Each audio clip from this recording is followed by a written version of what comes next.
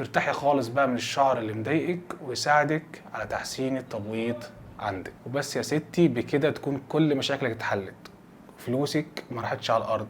دوري بقى بقلب جامد على كل عروض النبضات في كل المراكز وانت مطمنه انك عالجتي كل مشاكلك وهتوصلي للنتيجه اللي انت عايزاها. سيشن ورا سيشن وجلسه ورا جلسه وفلوسك بتخلص والشعر ما بيخلص. بتجري ورا عروض النبضات في كل المراكز وبرضه ما بتوصليش للي انت عاوزاه. قالوا زمان اذا عرف السبب بطل العجب. ما فكرتيش ولا مره ما بتحصليش ليه على نتيجه مرضيه من جلسات الليزر اللي دفعتي فيها دم قلبك؟ طب ليه معدل الشعر عندك زياده شويه؟ وليه في شعر بدا يظهر في وشك وفي دقنك؟ وليه الحبوب اللي في وشك بتظهر كتير؟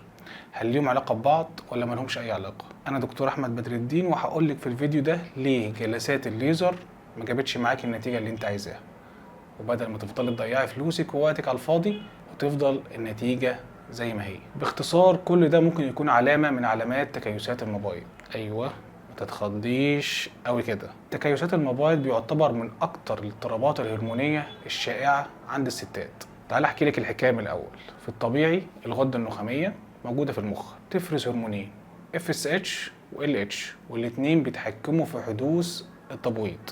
المبيض بتاعك بيفرز هرمونين استروجين وبروجسترون، هم المسؤولين عن تهيئة الرحم بتاعك. كمان ان المبيض بيفرز هرمون اسمه الاندروجين. في تكيسات المبايض الغدة النخامية بتفرز كمية اكبر من الهرمون اللي قلنا عليه من شوية اللي هو ال LH، فيقوم المبيض بتاعك يستجيب للهرمون ده ان هو يفرز كمية اكبر من الاندروجين. بس امسك حرام، الاندروجين ده هو السبب في ضياع فلوسك ووقتك كله. والله زي ما بقولك كده، هو السبب، هو اللي عاملك زياده في شعر وشك وجسمك ومش مخلي جلسات الليزر تجيب معاكي اي نتيجه. وده طبعا ممكن يكون مصاحب لتاخر وغياب في الدوره الشهريه ومع صعوبه في حدوث الحمل. طب هتقولي لي يا دكتور ايه اللي خلى كل ده يحصل؟ ببساطه من ضمن اسباب حدوث متلازمه تكيسات المبايض هو زياده مقاومه الجسم للانسولين اللي بتحصل غالبا بسبب السمنه. يعني لازم تظبطي وزنك قبل ما تقومي تعملي اي عروض للليزر، وهو ده الحل، ودي اهم نقطه في العلاج. زي ما قلت لك انك تظبطي وزنك ونمط حياتك وتتبعي نظام غذائي، زي انك تقللي السكريات والنشويات، تزودي من الخضار والفاكهه، هيساعدك انك تقللي اعراض تكيسات المبايض.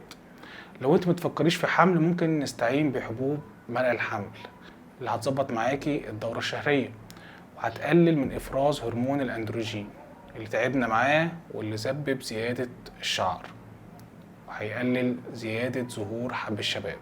هنستخدم دواء معين كده اسمه الجلوكوفاج، ده بيظبط الأنسولين عندك وبيزود حساسية الجسم للأنسولين، واللي بالتالي هيقلل الأندروجين. ترتاحي خالص بقى من الشعر اللي مضايقك ويساعدك على تحسين التبويض عندك. وبس يا ستي، بكده تكون كل مشاكلك اتحلت، فلوسك ما راحتش على الارض. دوري بقى بقلب جامد على كل عروض النبضات في كل المراكز وانت مطمنه انك عالجتي كل مشاكلك وهتوصلي للنتيجه اللي انت عايزاها. انا خلصت، شكرا ليكي.